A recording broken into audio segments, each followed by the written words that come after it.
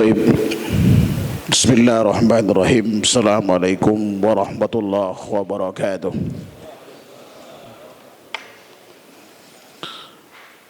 إن الحمد لله نحمده ونستعينه ونستغفره ونستهديه ونتوب إليه ونعوذ بالله من شرور أنفسنا ومن سيئات أعمالنا من يهده الله فلا مضل له ومن يضلله فلا هادي له أشهد أن لا إله إلا الله وحده لا شريك له وأشهد أن محمدا عبده ورسوله لا نبي بعده اللهم صل وسلم على محمد وعلى آله وصحبه وسلم تسليما كثيرا أما بعد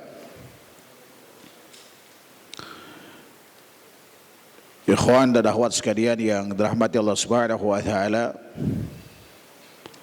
alhamdulillah ala kulli halin Allah Subhanahu wa taala pertemukan kita pada malam yang berbahagia ini dalam rangka tawasi bil haq, yaitu kajian dengan tema tangga menuju puncak kesalehan.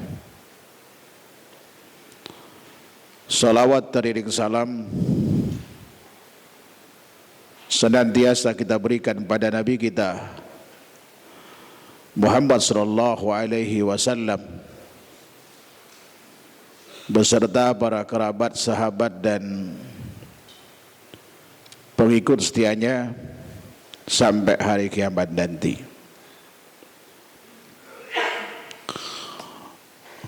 Manusia diciptakan oleh Allah Subhanahu wa taala dan Allah siapkan baginya ujian.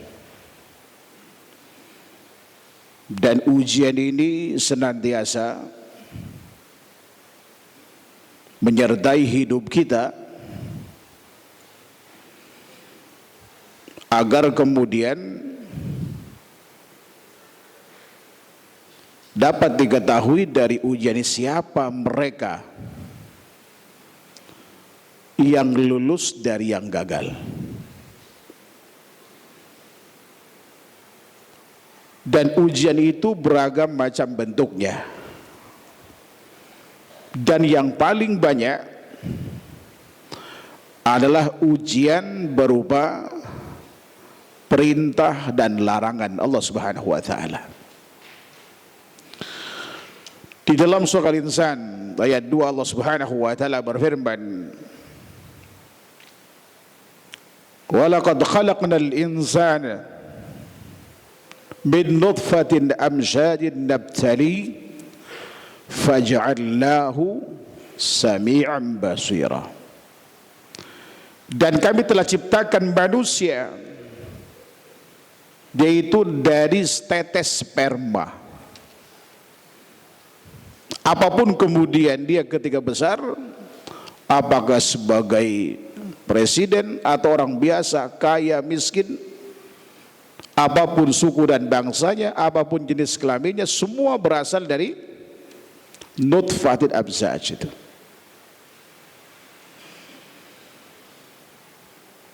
Nah, kemudian setelah itu Allah Subhanahu wa taala memberitahu nabtali, kami akan uji dia, yaitu dengan perintah dan larangan. Sebagaimana yang dikatakan para ulama tafsir terkait dengan ini. Dan kemudian Allah Subhanahu wa taala jadikan dia orang yang mendengar dan melihat. Nah, perintah dan larangan ini Allah Subhanahu wa taala ingin mencari tahu di antara kita siapa yang kemudian yang lulus dari ujian ini.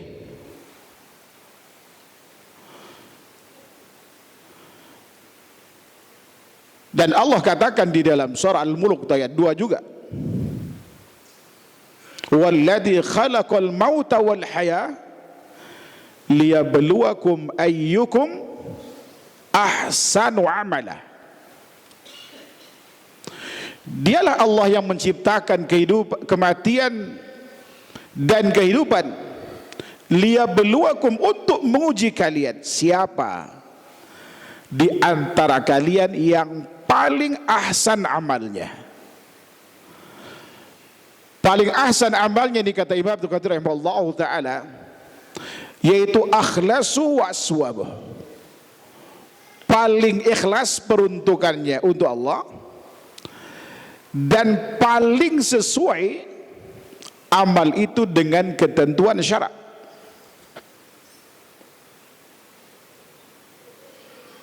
Ini ujian yang harus kita lewati.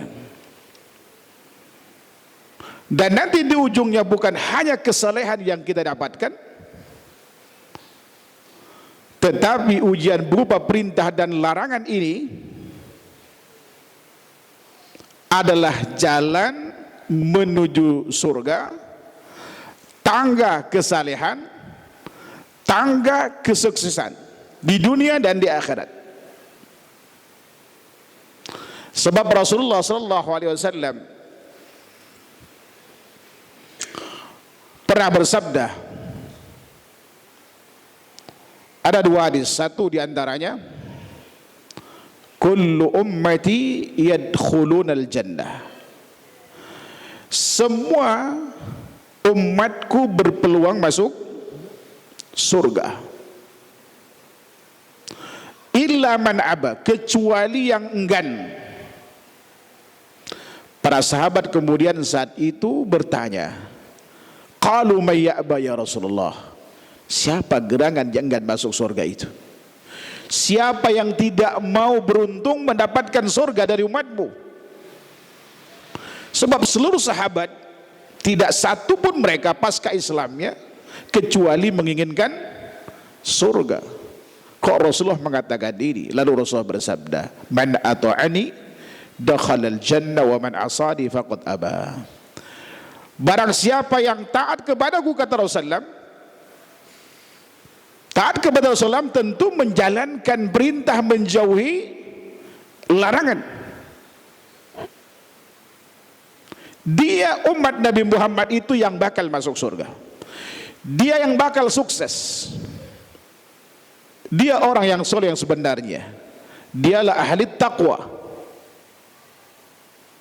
Wa man asani faqad aba. Dan barang siapa yang bermaksiat kepadaku, dialah orang yang enggan masuk surga. Bapak Ibu yang dirahmati Allah Subhanahu wa taala, apa yang mesti kita lakukan? Tahapan apa, tangga apa yang mesti kita lalui agar kemudian kita sampai puncak kesalehan atau ketakwaan kepada Allah Subhanahu wa taala?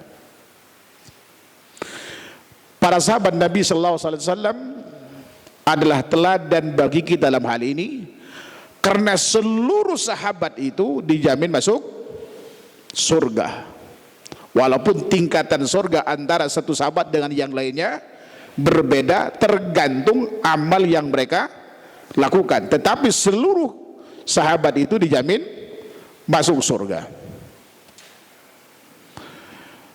Para sahabat Nabi SAW setelah mereka beriman, setelah mereka beriman kepada Allah Subhanahu wa taala, mereka lakukan seluruh tuntutan keimanannya itu.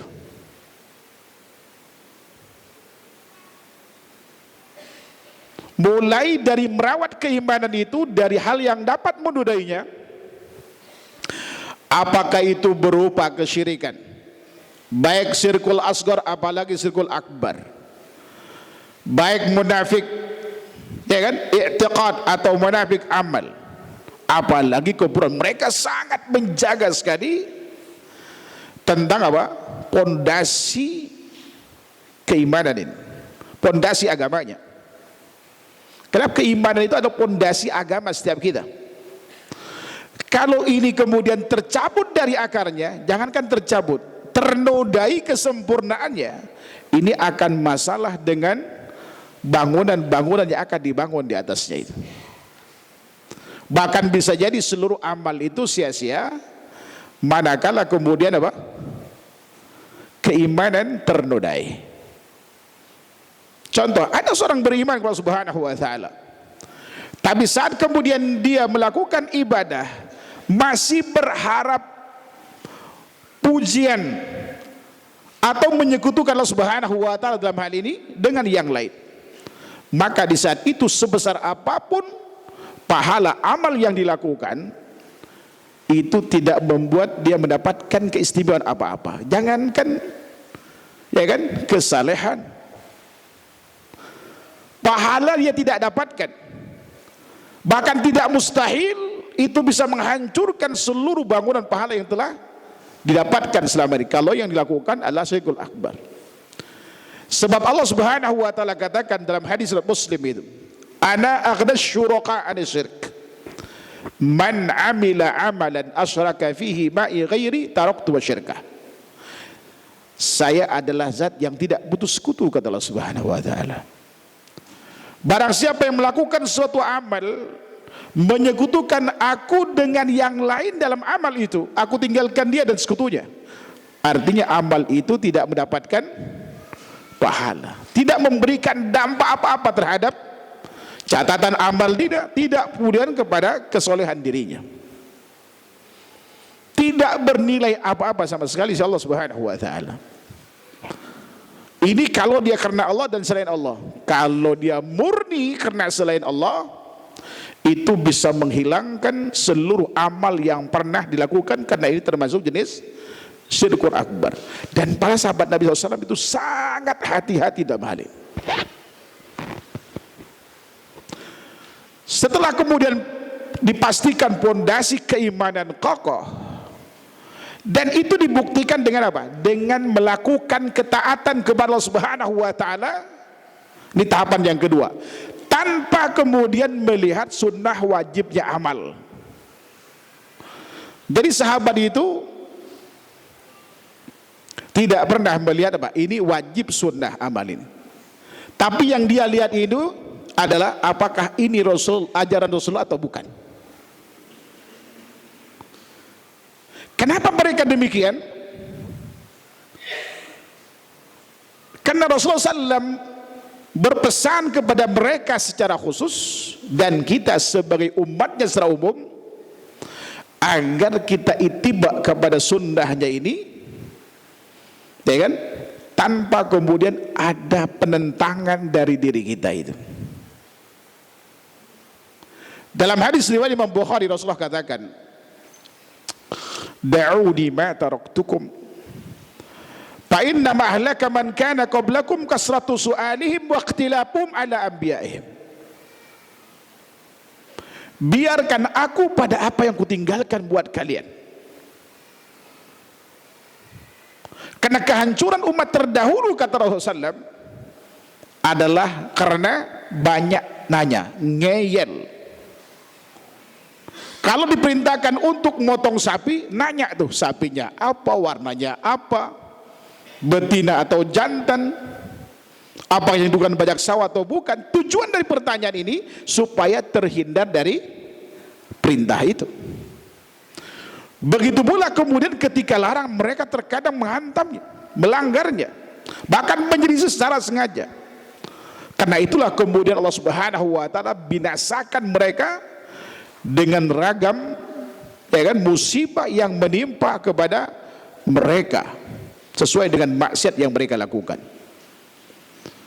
Dan Rasulullah SAW tidak mau kita sebagai umatnya binasa sebagaimana orang-orang Yahudi dan Nasrani itu dimasukkan Allah Subhanahu wa taala. Apa kemudian pesan Rasulullah SAW? Fa idza nahaitukum an syai'in fajtanibuh. Kalau aku larang kalian sesuatu, tinggalkan. Jangan mencoba mencari celah untuk membolehkan sesuatu yang telah dilarang oleh Rasulullah sallallahu alaihi wasallam. Ini sikap yang paling aman itu. Wa idza amartukum bi amrin, sebaliknya ketika aku perintahkan kalian melakukan sesuatu, kata beliau, fa'tu minhu mastata'tum, maka lakukanlah, ya kan, semampu yang kalian bisa lakukan. Fa'tu minhu mastata'tum. Kenapa Rasulullah SAW kalau larangan itu tidak ada opsinya kecuali meninggalkan? Karena orang lebih mudah meninggalkan sesuatu yang belum dikerjakan dibanding dengan, ya kan, melakukan sesuatu, perintah untuk melakukan sesuatu. Mana lebih berat, Pak? Lebih berat meninggalkan sesuatu yang belum dikerjakan, ya apa tidak? Di samping itu, perintah sifat opsional karena ditinjau dari status hukum amal, ada yang fardu ain, ada yang fardu kifayah, ada yang sunnah muakkadah, ada ghairu muakkadah, ada kemudian ditinjau dari sisi apa? Mampu tidaknya orang melakukan. Makanya ketika ada seorang sahabat seperti Imran bin Husain, ya kan, Rasulullah katakan padanya, shalli qa'iman fa illam tastati fa qa'idan fa illam tastati fa ala jam. Kalau kamu mampu salat berdirilah, kalau nggak mampu berdiri duduk, nggak mampu duduk, ya kan? Yang penting dilakukan itu semampu yang bisa kita lakukan. Di sedekah yang mampu banyak, yang mampu sedikit sesuai dengan kemampuannya masing-masing. Nah, para sahabat Nabi Shallallahu Alaihi Wasallam telah menerapkan hadis ini dengan tepat dan benar, tanpa sedikit pun dari mereka yang protes ketika diperintahkan atau ingin mencoba melanggar apa yang dilarang itu. Sahabat mulia Abu Hurairah radhiyallahu anhu, ini terdapat dalam Muslim dan yang lainnya, suatu hari dia baru mendengar hadis dari Nabi sallallahu alaihi wasallam, tawaddau bima masjidin nar, berwudulah kalian setelah makan makanan yang dimasak. Lalu ada seorang sahabat nyeletuk, wahai Abu Hurairah, kenapa kau tidak perintahkan kami untuk berwudu setelah minum air panas? Beliau marah pada saat itu. Wahai putra saudaraku, apabila aku sampaikan hadis yang aku dengar dari Rasulullah SAW, fala tudrabu bil amthal, jangan kau buat permisalan. Dengan kata lain, terima aja apa adanya. Dilarang makan, disuruh wudhu setelah makan yang dimasak, sudah itu yang dilarang. Jangan buat permisalan, disuruh terima apa adanya. Walaupun kemudian hadis ini mansukh dengan hadis dari sahabat mulia Jabir bin Abdullah. Beliau mengatakan, kana akhiru amrayni min Rasulillah sallallahu alaihi wasallam tarkul wudhu mimma massatin nar. Satu dari dua perkara di Rasulullah sallallahu alaihi wasallam, kata beliau, meninggalkan wudhu setelah makan makanan yang dimasak. Dan sebagian ulama beristimbat dari dua kasus ini, kata mereka bahwa andai kata kita makan, habis makan berwudu itu afdal, hanya sunnah saja, tidak wajib. Beda dengan kalau makan onta, itu wajib wudu. Kalau daging kambing sunnah. Namun yang perlu kita cermati terkait dengan peristiwa ini adalah bagaimana sahabat mulia Abu Hurairah radhiyallahu anhu itu meminta kepada rekannya agar tidak membuat permisalan. Udah terima aja sunnah itu apa adanya. Dan inilah kemudian yang menjadi landas, salah satu dari dalil yang menjadikan landasan Imam Ahmad membuat satu kaidah di dalam kitab Ushulus Sunnahnya itu, hakikat ittiba kata beliau adalah as-sunnah la tudraku bil uqul wa innama yutraku bil ittiba ilal hawa. Jadi sunnah itu tidak didapatkan dengan kecerdasan akal kita ini, Tapi sunnah hanya didapatkan dengan apa? Ittiba, mengikuti apa yang diperintahkan, menjauh yang dilarang itu. Dan tidak ada peran hawa nafsu di situ. Kayaknya, ya kan, kalau zikirnya lebih dari 10 kan lebih baik. Misalkan dianjurkan cuma 10, dianjurkan 3, kok cuma 3? Kurang lah. Ya kalau 2 kali lipat, 3 kali lipat kan jauh lebih bagus. Ini nafsu bicara. Terbaik dalam syariat itu yang sesuai dengan tuntunan. Misalkan nih, ketika Rasulullah SAW bersabda, kalimatani khafifatani fil lisan, thaqilatani fil mizan, habibatani lir rahman, subhanallah wa bihamdi subhanallah alladzi. 2 kalimat yang sangat ringan diucapkan di lisan dan sangat memberatkan timbangan dan sangat dicintai Rahman. Apa itu kalimatnya? Subhanallah wa bihamdi subhanallah al-azim. Hanya 2 kalimat saja. Lalu kita tambah tuh. Kalau 2 saja begini istimewanya, kalau lebih tambah bagus dong kalau begitu. Saya pernah dengar di Depok ketika tinggal di Depok dulu. Sebelum adzan subuh, ada kebiasaan mereka baca subhanallah wa bihamdihi subhanallahal azim astaghfirullah. Dapat pahala itu enggak? Enggak dapat. Apa salahnya?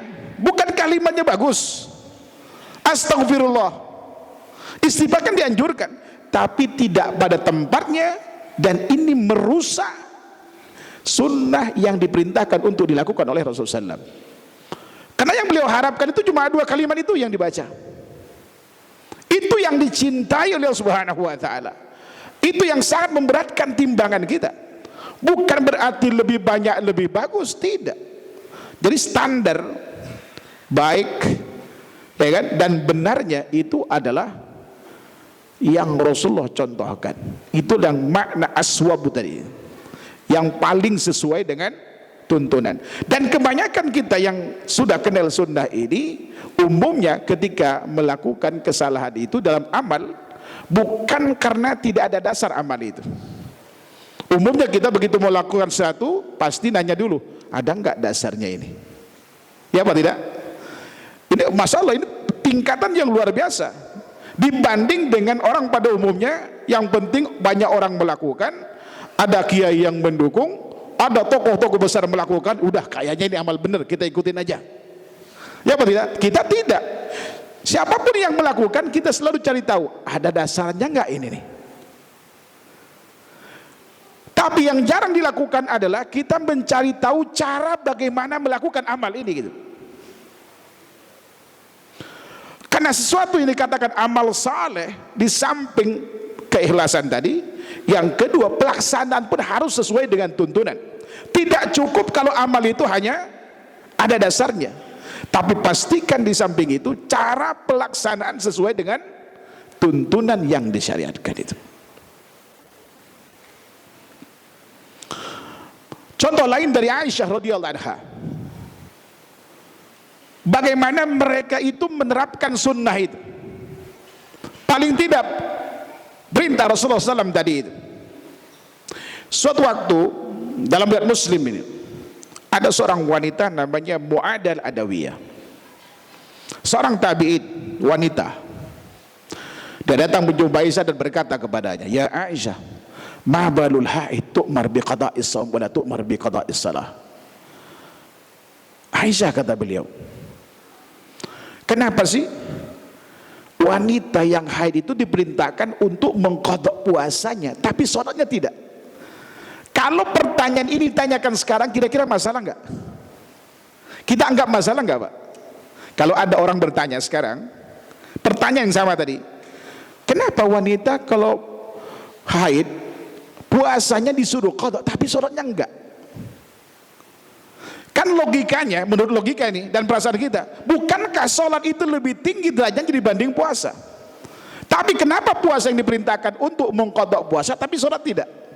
Masalah enggak kalau ditanya kayak gini? Kalau sekarang nih enggak ada masalah kan? Itu dianggap biasa.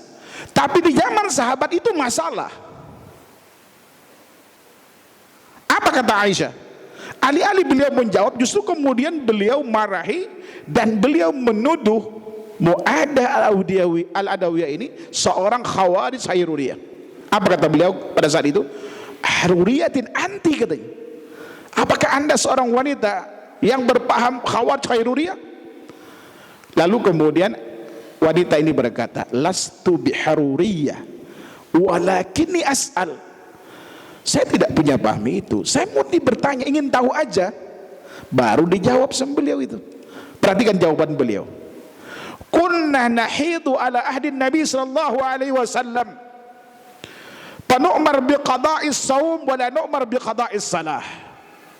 Dulu kami ketika haid di masa Rasulullah masih hidup, kami diperintahkan mengqadha puasa tapi tidak mengqadha salat. Udah, kami enggak nanya itu, ya Rasulullah, kenapa salat enggak diperintahkan diqadha? Enggak tanya mereka. Kalau yang diperintahkan mengqadha puasa, puasa yang lakukan. Dan mereka enggak mau bertanya kenapa puasa salat tidak diqadha. Lihat betapa para sahabat itu sangat mentaati Rasulullah sallallahu alaihi wasallam. Banyak contoh lain. Contoh ketika kasus perpindahan kiblat dari Baitul Maqdis ke Ka'bah Musyarrafah pada tahun 2 Hijriah, ketika Rasulullah diundang Ummul Bashir, dijamu dengan sebagian sahabat. Ada yang mengatakan peristiwa ini salat duhur, ada yang mengatakan salat asar. Di rakaat kemudian kedua datang malaikat Jibril ngasih tahu bahwa Allah telah mengabulkan doa yang selama ini panjatkan selama 16 bulan sampai 17 bulan. Minta dipalingkan kiblat dari Baitul Maqdis ke Ka'bah Musyarrafah. Yaitu firman Allah Subhanahu wa taala, qad nara taqalluba wajhika bis sama falanuwalliyannaka qiblatan tardaha fawalli wajhaka syatral masjidil haram wa itsuma kuntum bawallu wujuhakum syatrah. Kami telah melihat wajahmu menengadah itu ke langit. Adanya minta Allah Subhanahu wa taala untuk dipalingkan kepada kiblat. Sekarang kami akan palingkan, ya kan? Bala nuwalliyannaka qiblatan tardaha, kami akan palingkan engkau kepada kiblat yang kau sukai itu. Sekarang palingkan wajahmu ke arah Masjidil Haram. Saat itu Rasulullah sedang sholat, itu motor kurang lebih 120 derajat, Pak. Dan semua sahabat ikut. Dan yang menarik adalah tidak ada satupun sahabat pasca sholat itu yang nanya, ya Rasulullah kok sholatnya muter? Emang ada apaan? Gak ada satupun yang nanya. Itu banyak sahabat yang ikut bersama beliau pada saat itu. Lihat betapa sahabat itu begitu ada contoh, ada perintah, ada larangan, mereka tidak pernah mencoba untuk menyelisihinya. Kemudian yang berikutnya, mereka kemudian bersaing dalam beramal tanpa melihat sunnah wajibnya itu. Mereka sedih kalau tidak bisa melakukan amal yang bisa dilakukan oleh sahabat yang lain. Mereka tidak pernah peduli saya miskin, Anda kaya, tidak pernah peduli itu. Tapi mereka iri kalau ada sahabat bisa melakukan amal A, tapi dia nggak bisa melakukan itu. Ada hadis riwayat Imam Bukhari dari sahabat mulia Abu Hurairah radhiyallahu ta'ala anhu.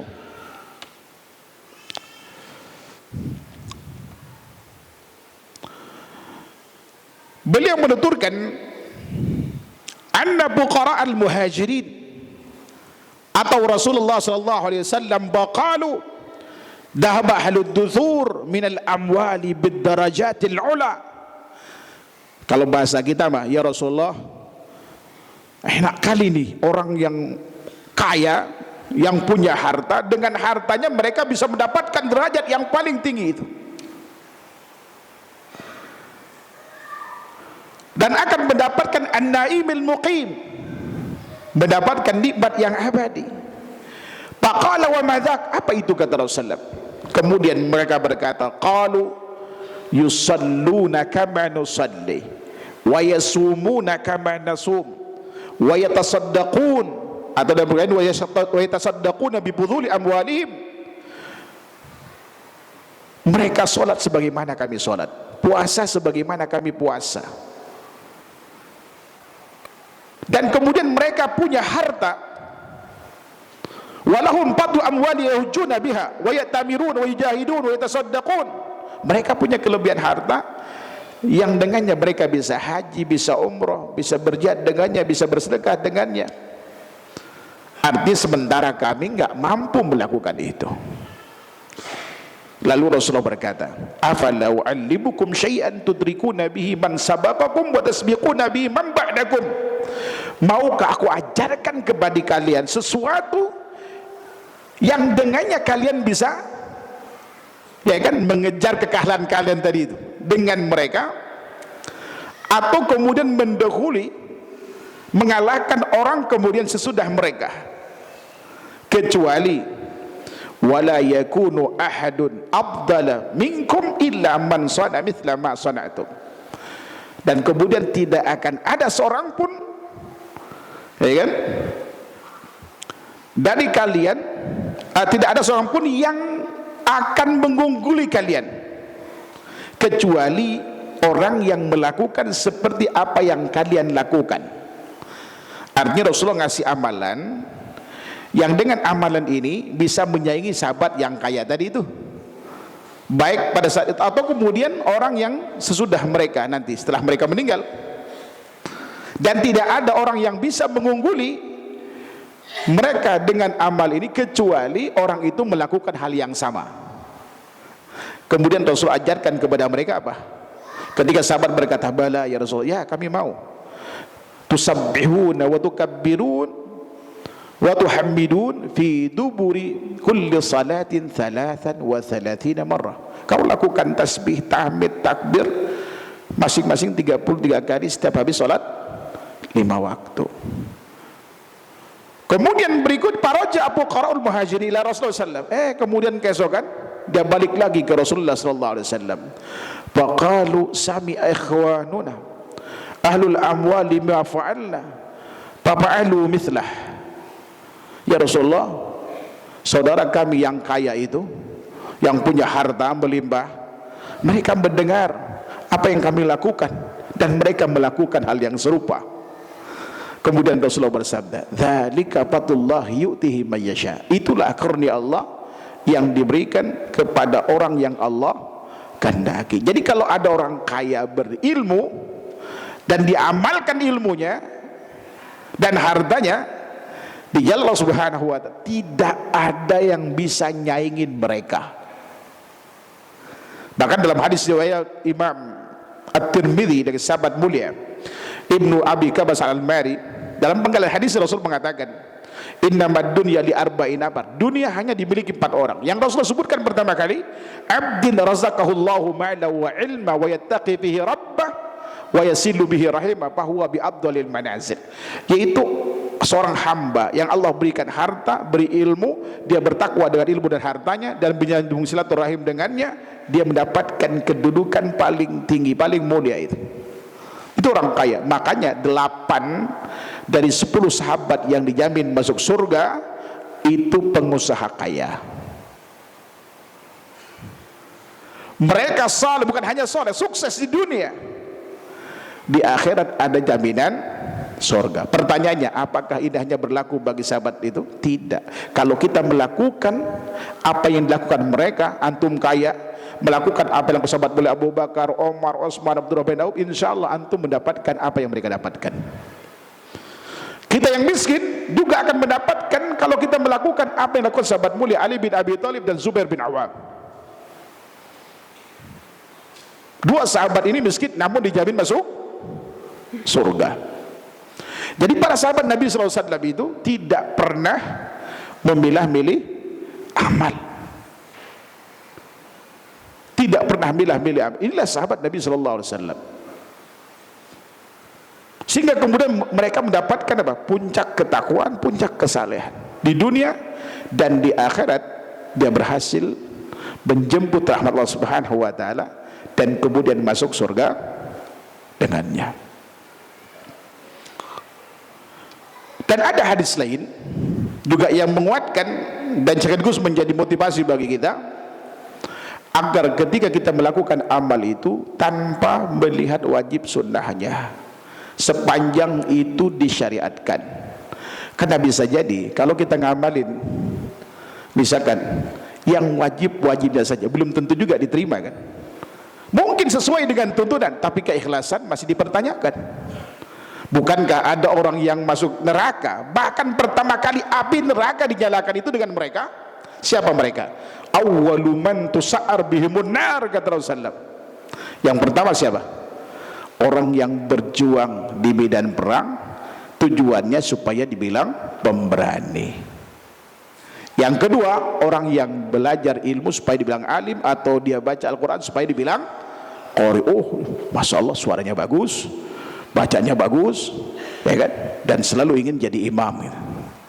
Misalkan, atau kalau dulu kalau nggak ketemu mic nggak mau ngaji dia, supaya dibilang qari.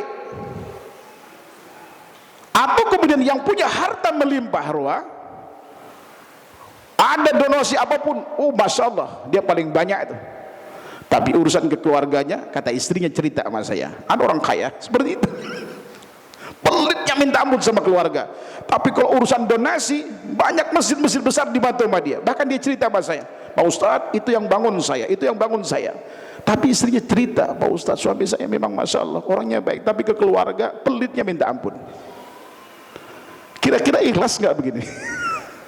Rasa-rasanya tidak itu. Sebab Rasulullah katakan apa?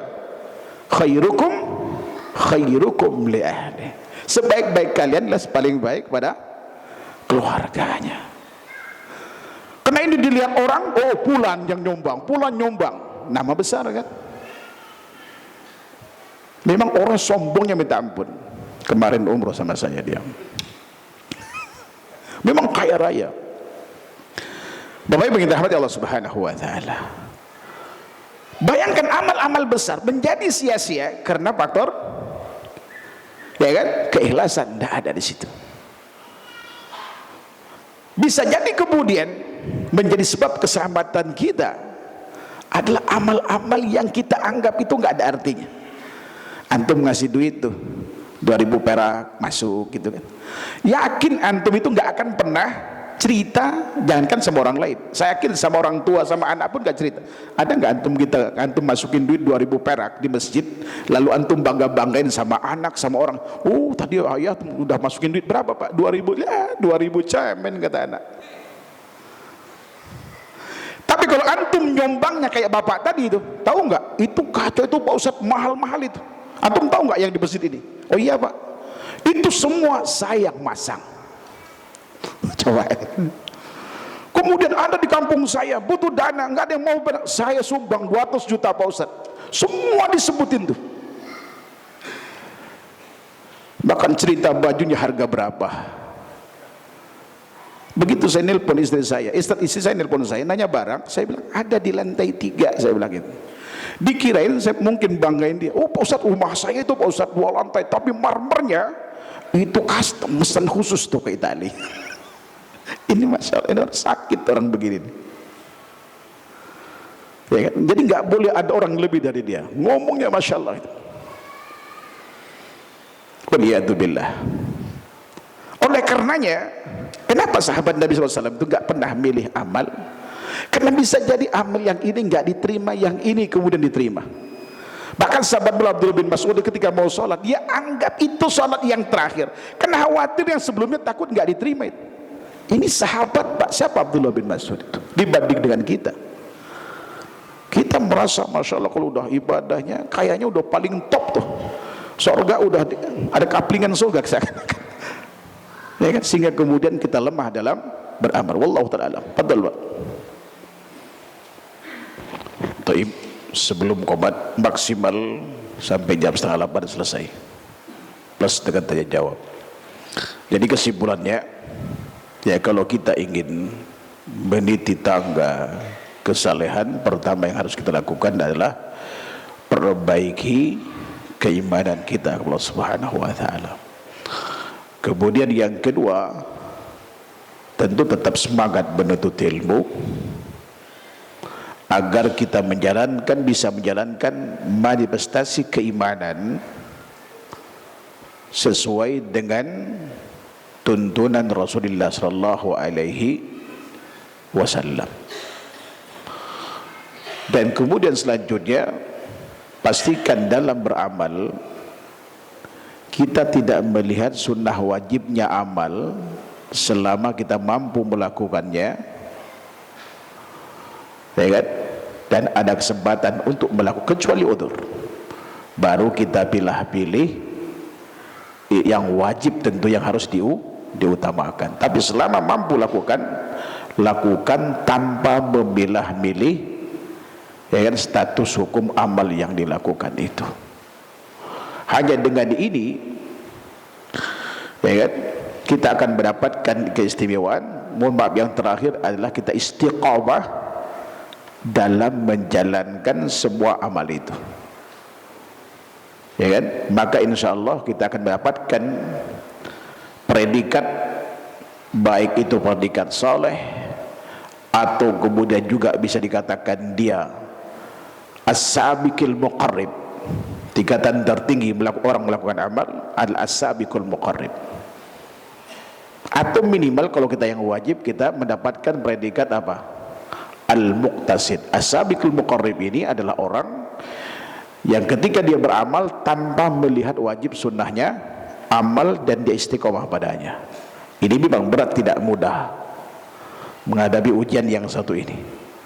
Jangankan kita, Rasulullah saja ketika turun perintah Allah Subhanahu wa taala dalam surah Hud, "Fastaqim kama umirta," dan istiqomahlah Anda sebagaimana yang diperintahkan. Rasulullah berkata, "Syayyabatni Hud wa akhwatuha." Surah Hud yang ada perintah istiqomah dan yang semisalnya di ayat lain itu membuat rambutku uban, kata Rasulullah. Artinya betapa berat untuk istiqomah sebagaimana yang diperintahkan, tidak mudah. Jadi untuk meraih as-sabiqul muqarrib dengan istiqomah padanya itu tidak mudah. Tapi kalau kita berhasil, maka insya Allah kita akan mendapatkan apa yang dapatkan para sahabat Nabi SAW. Paling tidak seperti yang didapatkan oleh sahabat mulia Bilal bin Rabah. Di samping ibadah wajib, dia menghidupkan beberapa ibadah sunnah yang diistiqamahkan padanya, yang kemudian pernah suatu malam Rasulullah SAW di sorga, ternyata bunyi terompah sahabat mulia Bilal berada di hadapan beliau. Ketika ditanya amalan apa yang dilakukan, ya kan, ada 3 yang kita dapat dalam riwayat Imam Tirmidzi. Itu adalah setiap adzan selalu sholat sunnah, setelah adzan selalu sholat sunnah 2 rakaat, dan beliau selalu mendawamkan wudu, begitu batal wudu.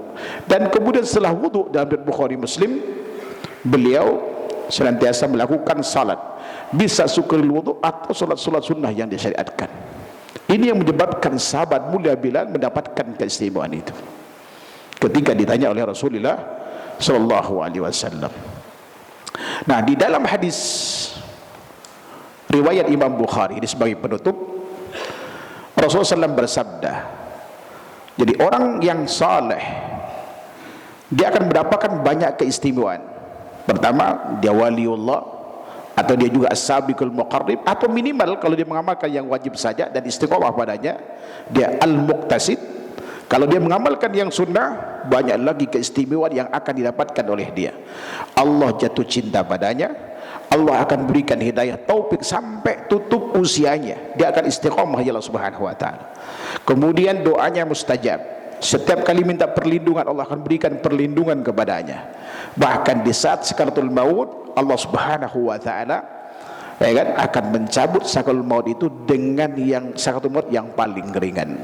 Ini yang dimaksud dalam hadis qudsi riwayat Imam Bukhari dari sahabat mulia Abu Hurairah radhiyallahu anhu. Rasulullah pernah bersabda, Allah berfirman, "Man adali waliyan faqad adantu bil harb wa ma taqarraba ilayya abdi bi syai'in habbu ilayya mimma aftaradtu alayhi wa la yazalu abdi yataqarrabu ilayya bin nawafil hatta uhibba fa idza ahbabtu fa kuntu sam'ahu alladhi yasma'u bihi wa basarahu alladhi yabsiru bihi wa yaduhu alladhi yabsutu biha wa rijlahu alladhi yamshi bihima wa idza sa'alani la'udhiyannah wa idza ista'adani la'udhannah wa ma taraddadtu an syai'in ana fa'ilu taraddudi an nafsi imri'in mu'min yakrahul mauta wa ana akrahu musa'at atau kama qala sallallahu.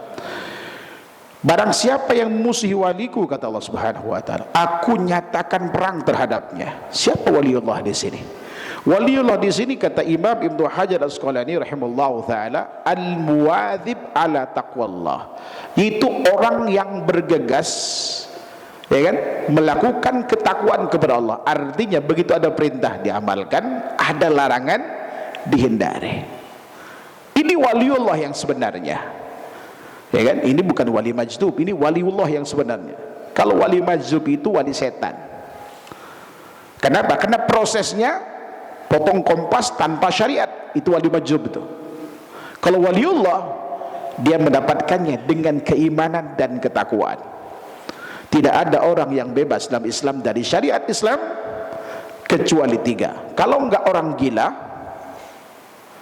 orang tidur, anak kecil belum dewasa. Enggak ada 4-nya, ya kan? Kalau ada yang keempat, pastikan dia wali setan, ya kan? Saya penasaran dari wali majdzub, saya turunkan data dari hadis, saya nggak dapatkan itu, ya kan? Wallahu ta'ala alam. Kemudian tidak ada sesuatu yang dengannya hambaku mendekatkan diri padaku lebih aku cintai dari apa yang telah kuwajibkan kepadanya. Seluruh ibadah yang status hukumnya wajib itu amal yang paling Allah cintai. Amal yang Allah cintai di saat kita berinteraksi dengan Allah Subhanahu wa taala, saat kita beribadah, ada yang status hukumnya wajib. Lalu bagaimana dengan yang sunnah? Kata Allah Subhanahu wa taala, dan semasih hambaku mendekatkan diri padaku dengan ibadah sunnah di yang sampai di samping yang sunnah, semasih hambaku mendekatkan diri padaku dengan ibadah yang sunnah di samping yang wajib, sampai aku cinta kepadanya. Kalau aku jatuh cinta kepadanya, maka pendengaran yang mendengar adalah aku, penglihatan yang dengannya melihat adalah aku, tangan yang dengannya memukul adalah aku, kaki yang dengannya berjalan adalah aku. Artinya kata para ulama, orang ini akan senantiasa mendapatkan hidayah taufik dari Allah Subhanahu wa taala, sehingga pendengaran, pandangan, mata, tangan dan kakinya tidak akan digunakan kecuali dalam ketaatan kepada Allah Subhanahu wa taala. Jadi kalau kita ingin dicintai oleh Allah, ya kan, di samping tentu imannya harus benar dulu, hidupkan ibadah wajib lalu ibadah sunnah. Kalau ibadah wajib saja, itu Allah memang mencintai amal itu. Ini proses kemudian Allah jatuh cinta kepada kita kalau kita gemar menghidupkan ibadah sunnah di samping yang wajib. Apalagi kalau kemudian kita istiqamah sebagian amal sebagaimana lakukan sahabat mulia Bilal bin Rabah tadi itu, baru Allah akan jatuh cinta pada kita. Kalau Allah jatuh cinta, maka di sini kemudian kebaikan di atas kebaikan kita dapatkan. Bukan hanya waliullah kita dapatkan, bukan hanya kesalehan, bukan hanya ketakwaan, tapi kemudian Allah jatuh cinta. Cinta Allah itu mahal, Pak. Sebab dengan cintanya itu Allah akan giring kita untuk melakukan ketakwaan sampai kemudian tutup usia kita. Dan ini tidak mudah. Tidak mudah. Maka kalau kita lihat dalam masyarakat, dalam kehidupan kita, mungkin ada kawan kita padahal kebutuhannya itu banyak, ada masalah kerjaan di kantornya, atau kemudian kerjaannya masih berhubungan dengan riba, mereka kemudian potong kompas, berhenti apapun resikonya. Ada nggak gitu? Banyak. Kenapa bisa melakukan itu? Bukan karena kehebatan dia, tapi karena ada taufik dari Allah Subhanahu wa taala.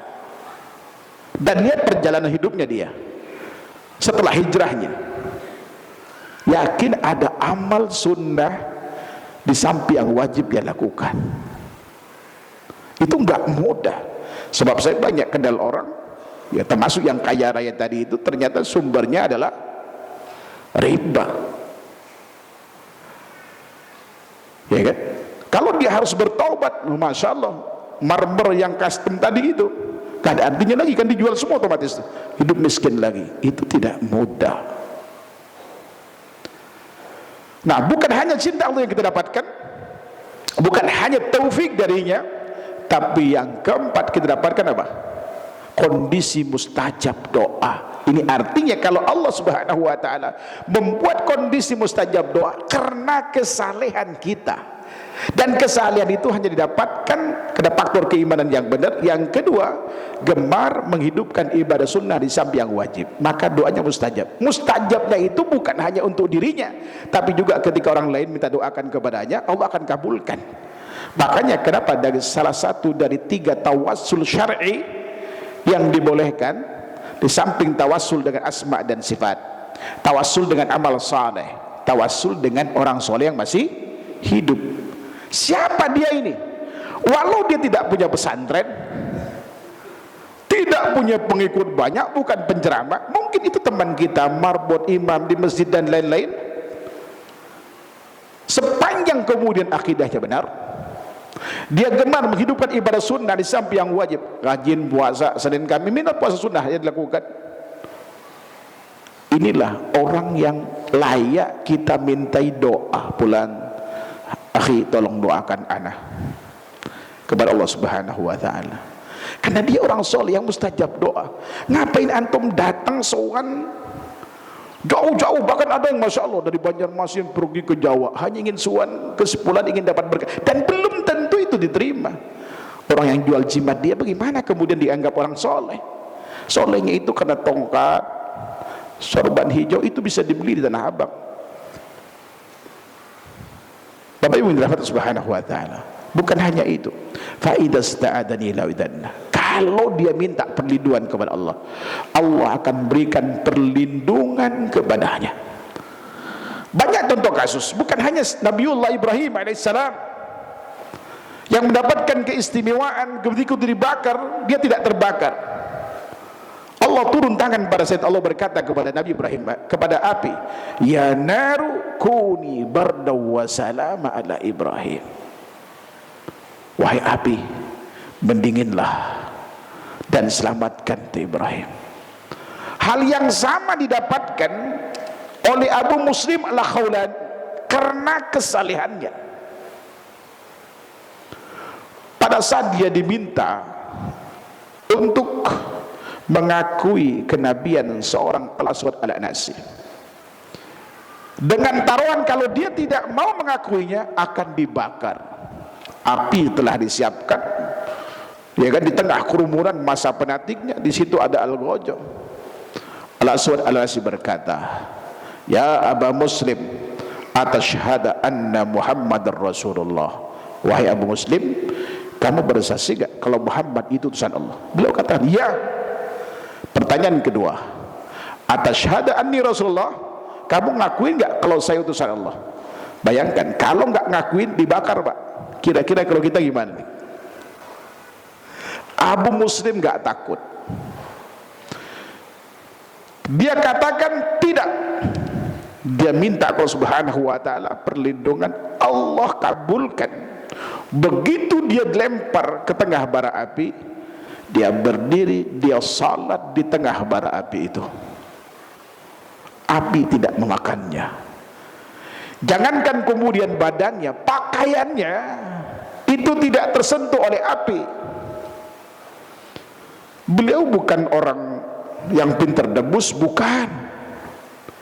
Beliau ada orang saleh yang sedang diuji oleh Allah Subhanahu wa taala dengan nabi palsu ini.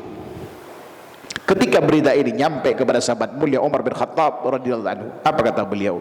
Maha suci Allah yang telah memberikan kepada umat Nabi Muhammad apa yang pernah Allah berikan kepada Nabi Ibrahim alaihissalam.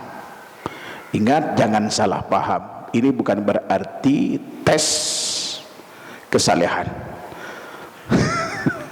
Antum dah merasa iman kuat, rasa-rasanya semua perintah dijalankan, larangan dihindari, kemudian antum buat api unggun, masuk ke dalam api, insya Allah terbakar. Karomah yang semacam ini, Pak, ini tidak bisa dites, Pak, dan tidak akan berulang 2-3 kali. Dia datang dengan keinginan Allah Subhanahu wa taala di luar dugaan. Saya yakin Abu Muslim al-Khawlan pun tidak tahu kalau Allah selamatkan dia itu. tapi dia yakin Allah akan menolongnya. Dan ini janji Allah itu pasti. Rasul tidak pernah berdusta, apalagi di hadis qudsi yang menyampaikan Allah Subhanahu wa taala melalui lisan Rasul yang enggak pernah dusta, dan hadisnya benar, riwayat Imam Bukhari. Artinya kalau kita melakukan apa yang ada di hadis ini, bukan hanya kewalian didapatkan, kesalehan, as-sabiqil muqarrib atau minimal al-muqtasid, ya kan? Seluruh keistimewaan yang ada dalam hadis ini didapatkan. Bahkan di saat tutup usia, Allah akan cabut dengan sakaratul maut yang paling ringan. Ini yang dimaksud, aku tidak pernah ragu melakukan sesuatu yang harus aku lakukan, seperti raguku ketika ingin mencabut nyawa seorang mukmin yang tidak menghendaki kematian, dan aku tidak mau menyakitinya. Arti kata ulama, saking sayangnya Allah Subhanahu wa taala pada orang yang soleh ini, yang gemar menghidupkan ibadah sunnah di samping yang wajib, ya kan, ketika sakaratul maut itu akan dicabut dengan sakaratul maut yang paling ringan. Maka kita dapatkan ada orang yang, ya kan, sedang sholat sujud, dia wafat. Ada orang yang baca Quran karena memang dia minta kepada Allah seumur hidupnya, dia nggak lepas dari Quran, baik dihafal atau pakai mushaf. Begitu istirahat di pesawat gitu, ternyata untuk selamanya. Ada yang duduk marbot masjid, ya kan, di Saudi Arabia, setiap kali dia mau, ya kan, setelah selesai pagi, siapkan semuanya, AC dan segala hidup, listrik hidup, kemudian mic hidup, dia duduk ngaji, ya kan, seperti biasa masuk waktu di pangkulan adzan, ternyata dia sudah nggak ada, ya kan? Bahkan ada yang sedang kasih nasihat orang, dia baca asyhadu an la ilaha illallah. Begitu mudah mereka itu. Yakin kalau kita telusuri orang-orang semacam ini, karena perjalanan hidupnya tidak lepas dari amal saleh, ya kan, sehingga dia di puncak kesolehan, walaupun mungkin dia tidak menyadarinya bahwa dia adalah orang soleh yang bertakwa Subhanahu wa taala. Karena ada orang soleh itu nggak akan mungkin dia ngaku orang soleh, ya kan. Orang yang soleh itu biasanya adalah kesaksian orang lain padanya, ya kan. Karena kalau ditanya, aduh saya masih banyak dosa, saya banyak maksiat, saya banyak ini, dia tidak akan mengakui. Tidak ada satupun sahabat atau ulama-ulama dahulu, orang-orang soleh mengaku, oh saya orang soleh loh, saya mustajab doa. Enggak ada.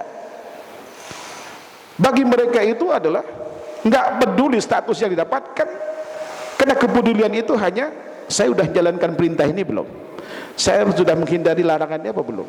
Itu yang mereka pedulikan saat itu. Soal kemudian mendapatkan keistimewaan di dunia, ya kan, itu urusan Allah Subhanahu wa taala. Ya kan, wallahu taala alam. Ada waktu kurang lebih mungkin 5-10 menit sebelum qomat, silakan tanya jawab. Waalaikumsalam warahmatullahi wabarakatuh.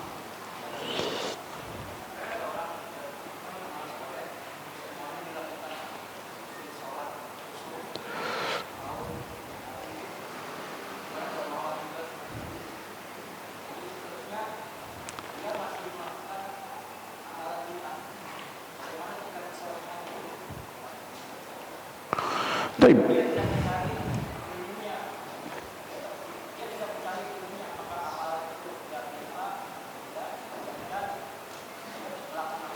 Baik. Pertama kita katakan, orang dikatakan itu saleh kalau amal yang dilakukan adalah amal saleh. Amal saleh itu dinamakan amal saleh, kata Imam Bukhari rahimahullah taala, kalau amal itu sesuai dengan tuntunan dan kemudian, ya kan, pelaksananya ikhlas karena Allah Subhanahu wa taala, baru dikatakan amal soleh, dan orang yang melakukan itu adalah orang soleh. Nah, kalau ada orang tanpa ilmu beramal, rajin sholat, puasa, rajin zakat dan seterusnya, ya kan, tapi banyak melakukan bidah, jangan-jangan sholatnya pun masih belum sah tuh, jangan-jangan zakatnya pun tidak diterima. Kenapa demikian? Saya ingat dengan perkataan Syekh Utsaimin rahimahullah taala, mengutip pernyataan ulama sebelumnya. Kata beliau, adatul alimi ibadah wa ibadatul ami adah. Kebiasaan orang alim yang ngerti sunnah Rasulullah SAW ini, dalam kesehariannya itu bernilai ibadah, ya kan? Karena 1 kali 24 jam yang dia lakukan itu adalah cerminan sunnah Rasulullah. Tidak kurang dari 1400 sunnah dalam 1 kali 24 jam, Pak. Kalau kita tahu, berarti perjalanan hidup yang kita lewati, yang menurut orang itu kebiasaan, itu bernilai ibadah. Kenapa? Karena sikap hidup kita, ya kan, adalah cerminan dari sunnah Rasulullah. Sebaliknya yang kedua, ibadahnya orang awam yang menurut kita dia beribadah, rutin lakukan sholat, puasa, zakat dan terusnya, tetapi tidak punya nilai ibadah dari Allah Subhanahu wa taala. Dia hanya punya nilai kebiasaan. Penilaian orang dia saleh itu nggak ada artinya, sebab yang kita harapkan itu adalah penilaian Allah. Salat misalkan, bukankah Rasulullah pernah mengatakan ada orang yang 60 tahun salat tapi tidak satu salatnya pun diterima? Ada hadis riwayat Imam Abdul Qasim As-Subhani dan hadis yang sama riwayat Imam Abi Dunya dari sahabat mulia Abu Hurairah radhiyallahu ta'ala, Rasulullah pernah bersabda, innar rajula la yusalli 60 sana wa ma tuqbal lahu shalah la'allahu yatimur ruku' wa la yatimur sujud aw yatimur sujud wa yatimur ruku'. Ada orang salat 60 tahun tapi enggak satu salatnya pun diterima. Mungkin rukunya sempurna, sujudnya tidak, atau sujud sempurna tapi rukunya tidak. Ini umum kesalahan di situ. Lah kalau kata bapak orang dia enggak berilmu, dia salat, jangan-jangan salatnya enggak sah. Satu, mungkin dia qiyamul lail juga. Rasulullah katakan rubba qa'imin hadduh min qiyamin sahar. Berapa banyak orang lakukan qiyamul lail, mungkin tiap malam seumur hidup, tapi bagian dari qiyamul lail yang ia peroleh hanya begadang, nggak dapat apa-apa karena nggak sesuai hitungan tuntunan. Zakat yang dilakukan juga nggak ada arti. Puasa yang dia lakukan hanya dapat lapar dan haus. Wa rubba sha'imin hadduh min siyamihi al-ju' wal atas. Dan berapa banyak orang melakukan puasa, bagian dari puasa yang peroleh hanya lapar dan haus. Dalam pandangan kita dia soleh, dalam pandangan agama antum sendiri katakan dia melakukan bidah. Mana mungkin itu kesalehan. Inilah pentingnya belajar agama ini. Dan ilmu itu kata Rasulullah hanya didapatkan dengan belajar. Innamal ilmu bitta'allum wal hilmu bittahallum. Sungguh ilmu hanya didapatkan dengan proses belajar. Nggak ada yang namanya ilmu ladun karena antum keturunan orang tokoh lah gitu ya, tiba-tiba antum alim. Nggak ada ceritanya itu. Semua imam Muslim, Imam Bukhari, Imam Syafi'i, Malik, Syafi'i, itu semua proses belajar, Pak. Nggak ada tiba-tiba karena nama besar jadi hebat. Nggak ada itu. Semua dari proses belajar. Ya kan? Nah, untung ketika Allah berikan taufik pada kita di tengah kesibukan kita, kita mau belajar. Ini indikasi kalau Allah, ya kan, telah menyempatkan kebaikan pada kita. Sebab Rasulullah SAW mengatakan, man yuridillah bihi khairan yufaqihu fiddin. Barang siapa yang Allah inginkan kebaikan padanya, Allah pahamkan di agama.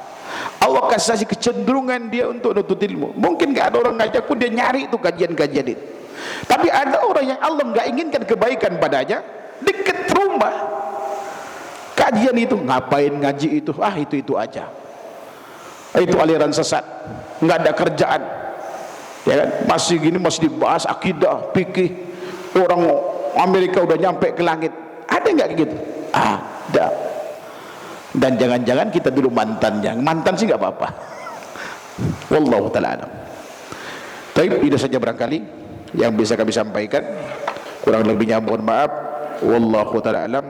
Wa sallallahu Muhammad wa ala alihi wa sahbihi wasallam. Subhanakallahumma wa bihamdika asyhadu an la ilaha illa anta astaghfiruka wa atubu ilaik. Assalamualaikum warahmatullahi wabarakatuh.